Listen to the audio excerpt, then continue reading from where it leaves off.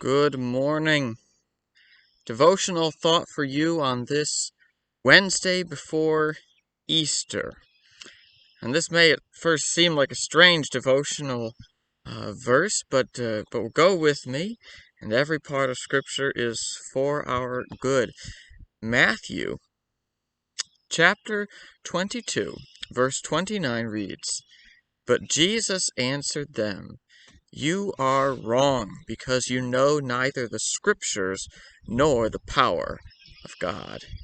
Now, why would a person take that for a devotional thought to focus on in the morning? Well, of course, the context is what really determines the meaning of any given verse. And this verse, if you know the context, it was spoken by Jesus to the Sadducees. In those last days before his decisive work in his death and resurrection, Jesus encountered various attempts from the religious leaders to trip him up. We've already talked about the challenge to his authority. Well, later the Sadducees came and asked Jesus a question, and the Sadducees were a group who had some peculiar beliefs. They didn't believe the whole of the Jewish scriptures, what we call the Old Testament. They only recognized those first 5 books, and they didn't believe in spiritual beings. They didn't believe in the resurrection from the dead.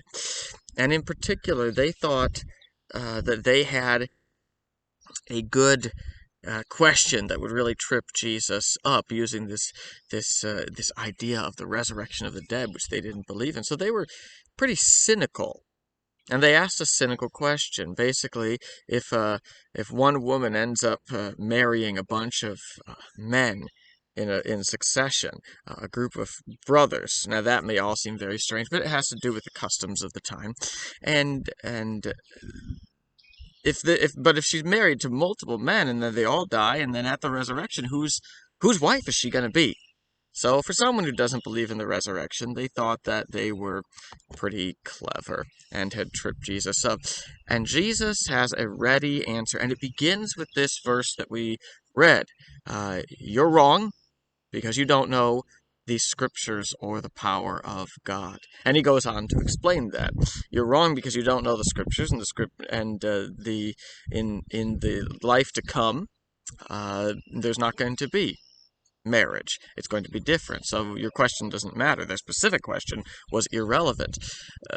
But more generally, he actually turned and attacked their cynicism towards the resurrection, quoting from the only parts of Scripture that they acknowledge from the first 5 books, and noting that God is said to be the God of Abraham, Isaac, and Jacob, the God of the living.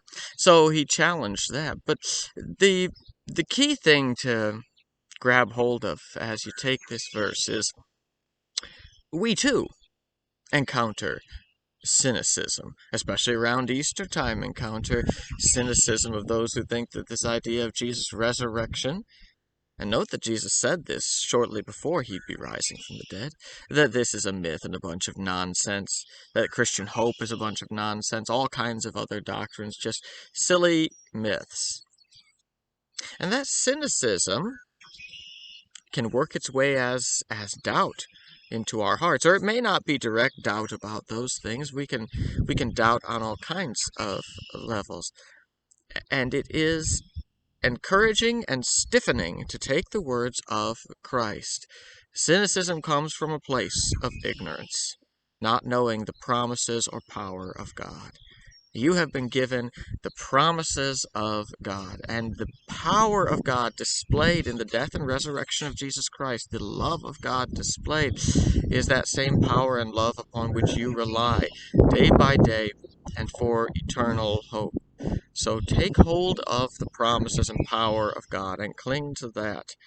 And don't be discouraged by cynicism, by doubt, by the worldliness of ignorance of God's power and promises. May the Lord strengthen you and sustain you as you go through your day.